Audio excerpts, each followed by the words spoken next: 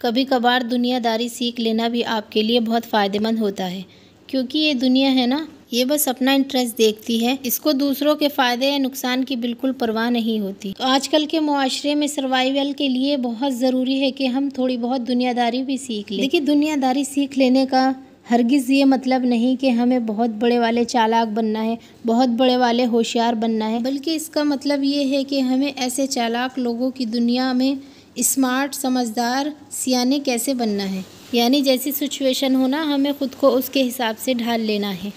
हमें ख़ुद को ओवर स्मार्ट या डेढ़ होशियार नहीं बनना, और ना ही बिल्कुल मासूम, इनोसेंट और भोले भाले बनना है। इन दोनों टाइप के लोगों को दुनिया वैल्यू भी नहीं करती और इज्जत भी नहीं देती, ना बहुत ज़्यादा चालाक और होशियार लोगों को और ना ही शरीफ और मासूम लोगों को। तो इस माशरे में इज्जत के साथ रहने के लिए दुनियादारी सीखना भी बहुत ज़्यादा ज़रूरी है। सो आज के व्लॉग में दुनियादारी के इम्पोर्टेंट उसूल आपके साथ शेयर करूँगी, जिन पर इम्प्लीमेंट करके डेफिनेटली आप भी दुनियादारी सीख जाएंगी।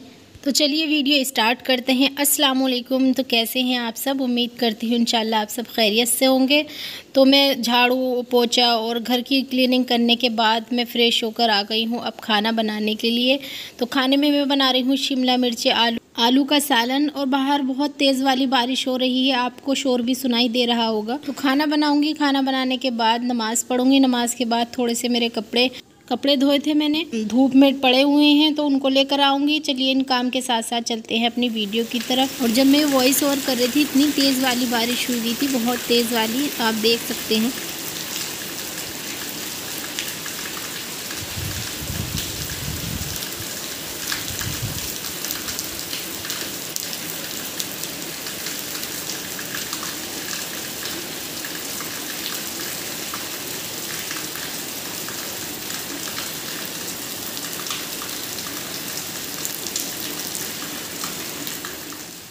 चलिए चलते हैं अपनी टॉपिक की तरफ। Let's move to the topic. तो देखते हैं दुनियादारी के कौन कौन से उसूल हैं जिन्हें हमें अपनाना है। तो उसूल नंबर 1, देखिए, इस बात को आप जितनी जल्दी समझ ले उतना ही अच्छा है कि इज़्ज़त इंसान की नहीं होती, बल्कि इज़्ज़त ज़रूरत की होती है। ज़रूरत ख़त्म तो इज़्ज़त ख़त्म। हम कई दफ़ा इस भूल में होते हैं कि अगला तो मेरा बहुत ख्याल रखता है, मेरी बहुत बात मानता है, मेरी बहुत बात सुनता है, मेरी इज्जत करता है, मेरे साथ टाइम स्पेंड करता है। लेकिन कई दफ़ा लोगों का सेल्फिश मोटिव भी होता है। उनकी हमसे कोई ज़रूरत वाबस्ता होती है और जैसे ही ज़रूरत पूरी होती है अगला बंदा निकल जाता है, और फिर हम दुखी होते रहते हैं, क्योंकि फिर हमने भी उनसे उम्मीदें लगाई भी होती हैं। तो दुनियादारी का पहला उसूल ये है, जो चीज़ हमें छोड़नी है वो लोगों से उम्मीदें लगानी छोड़नी है। अपनी एक्सपेक्टेशन को कम से कम रखना है। जब लोगों को आप बहुत ज़्यादा अहमियत देने लगते हैं ना, उनको बहुत ज़्यादा तवज्जो करने लगते हैं, हर बात में उसको स्पेशल फील कराते हैं, तो अगला इंसान भी आपको रद्दी समझने लगता है। और जब आपको लगे ना कि लोग आपको हल्के में ले रहे हैं, तो आप भी अपना वज़न बढ़ा लें। और वज़न कैसे बढ़ाएं? जो आपकी बातों को नहीं समझ रहा, जो आपको नहीं अंडरस्टैंड कर रहा, आप भी उसे इग्नोर करें, नज़रअंदाज करें।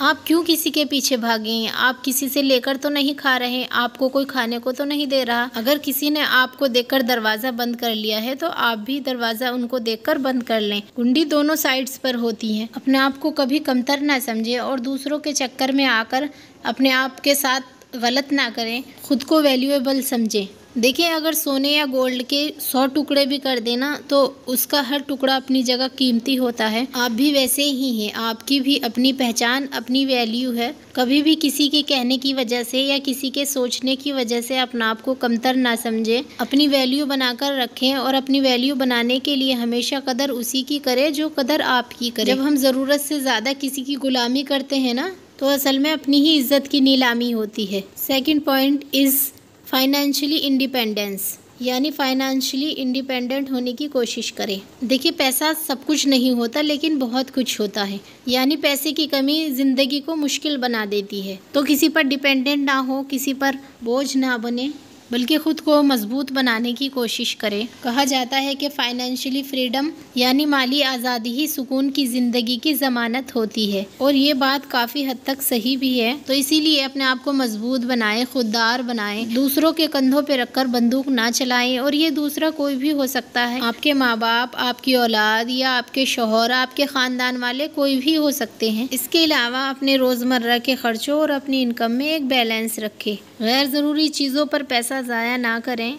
और कर्जों से बचने की भरपूर कोशिश करें। पैसा खर्च करना जितना आसान लग रहा होता है ना, कमाना उतना ही मुश्किल है, और ये बात उसे पता है जो वाकई कमाता है। और दुनियादारी का नेक्स्ट रूल ये है कि जब आपका वक्त ख़राब चल रहा होता है, यही अपने और यही दुनिया वाले आपको इग्नोर कर रहे होते हैं। लेकिन अगर आप थोड़ा सा भी तरक्की कर रहे होते हैं, आपके हालात अच्छे होते हैं, तो यही सब लोग आपके पास साए की तरह मंडराने लगते हैं, आपसे ताल्लुक़ जोड़ने लगते हैं, आपसे रिश्ते निभाने लगते हैं। लेकिन आपको यहाँ इस बात का ख्याल रखना है कि जब एक बार किसी की फितरत साबित हो गई या वो गलत इंसान साबित हो चुका है आपके सामने, तो आगे चलकर आपने उस पर कभी भरोसा नहीं करना।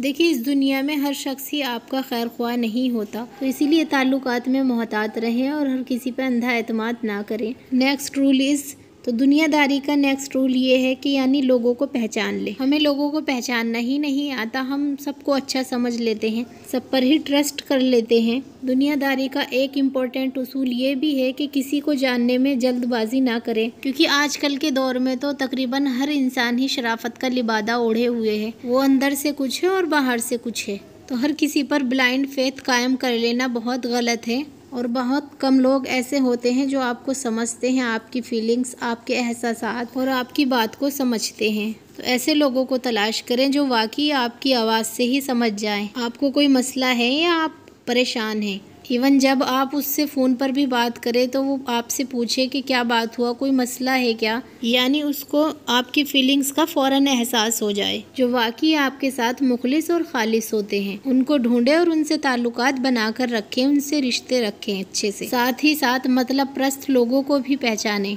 बहुत से लोग सिर्फ अपने मतलब के लिए ही आपके पास आते हैं, उनको वक्त पर पहचानना बहुत ज़रूरी है। अच्छे हालात में तो वाकई वो आपका साथ देंगे, लेकिन जब आपको उनकी ज़रूरत होगी तो वो गायब हो जाएंगे, क्योंकि टूटे हुए मकान की तो लोग ईंटें भी उठाकर ले जाते हैं। दुनियादारी का अगला रूल जो बहुत इम्पोर्टेंट है, यानी किसी को उधार मत दें, क्योंकि उधार एक दफ़ा देकर तो आप अच्छे बन जाएंगे, लेकिन जब वो वापस नहीं करेगा, आप उससे बार बार मांगेंगे, तो आप उसकी नज़रों में बहुत बुरे बनेंगे। तो उधार देकर बुरा बनने से बेहतर है कि आप एक ही दफ़ा ना देकर बुरे बन जाएं, क्योंकि लाख आप अगले से मांगते रहें, वो आपको उस वक्त तक वापस नहीं करेगा जब तक वो खुद रिलैक्स फील नहीं करेगा और उसकी अपनी ज़रूरत पूरी नहीं होगी। और जब उसे पैसे वापस लेने के लिए आप कॉल करेंगे तो वो आपकी कॉल रिसीव नहीं करेगा। तो इसीलिए इससे बेहतर ये है कि आप उधार ना दें किसी को।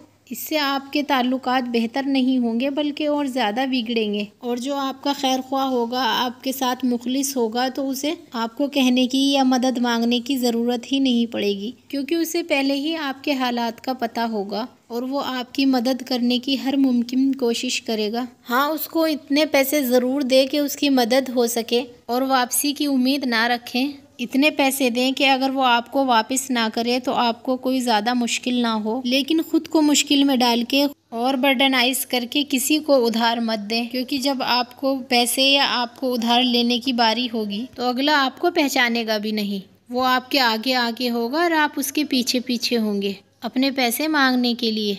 तो दुनियादारी का अगला उसूल ये है कि हर किसी से प्यार से मिलें। बेशक आपको पता है कि आपके साथ कौन अच्छा है और कौन बुरा है, कौन आपके साथ दिल से खालिस है और कौन आपके साथ बस ऊपर ऊपर से है। जो भी हालात हैं, आप सबके साथ अच्छी तरीके से पेश आए, नरमी से गुफ्तगू करें और अपना अच्छा अखलाक रखें, क्योंकि सबके साथ अच्छे अखलाक रखना, अच्छा बर्ताव करना भी दुनियादारी का एक कामयाब उसूल है जिसे समझदार लोग अपनाते हैं। अब आते हैं नेक्स्ट रूल की तरफ। देखिए, दुनियादारी सीखने का हरगिज़ ये मतलब नहीं है कि अगर आपको बोलना आता होगा, आपको लोगों को मुंह तोड़ जवाब देना आता होगा, आपको लोगों से बातें करनी आती होंगी या आप हाजिर जवाब होंगे तो तभी आप दुनियादार कहलाएंगे, या आप कभी भी कुछ भी किसी के भी सामने बोल दें तो इसका मतलब ये है कि आपको बड़ी दुनियादारी आती है। इसका ये मतलब नहीं है, बल्कि दुनियादारी का मतलब ये है आपको इस बात का पता होना चाहिए कि आपको क्या बोलना है, कब बोलना है और कितना बोलना है। देखिए, बोलना तो हमें 2 साल की उम्र में आ जाता है, लेकिन ये सीखने में पूरी ज़िंदगी निकल जाती है कि कब बोलना है, कितना बोलना है और कहाँ बोलना है। और झंझट सिर्फ यहीं पर है कि कहाँ बोलना है, कितना बोलना है और क्या बोलना है। वो कहा जाता है ना कि खेलो कूदो थको मत, खाओ पियो छको मत, देखो भालो तको मत और बोलो चालो बको मत। और इसके साथ साथ आपको ये भी पता होना चाहिए कि कहाँ चुप रहना है। और समझदार लोगों की यही पहचान होती है कि उन्हें ये तो पता ही होता है कि कहाँ बोलना है, लेकिन साथ साथ उन्हें ये भी पता होता है कि कहाँ चुप रहना है। लेकिन हम कई दफ़ा ये सोचते हैं कि भाई मैं क्यों चुप रहूं, उसने मुझे इतनी बातें सुनाई है, इतना टोंट किया है, तो मैं उससे दुगना या 3 गुना ज़्यादा ही बोलूँगी, तो मैं क्यों चुप रहूँ। तो देखिए, चुप इसलिए ना रहें कि आप के पास अल्फाज कम है या आपको बोलना नहीं आता, बल्कि इसलिए चुप रहें कि लिहाज बाकी है। हमें जो आदाब, अखलाक और तौर तरीके जो सिखाए गए हैं, इस हिसाब से हमारी तरबियत हुई भी होती है, उसलिए हिसाब से हमें चुप रहना पड़ता है। तो जी, ये था आज का मेरा वीडियो अच्छा लगा हो तो लाइक कीजिए, शेयर कीजिए, सब्सक्राइब कीजिए। अल्लाह हाफिज़।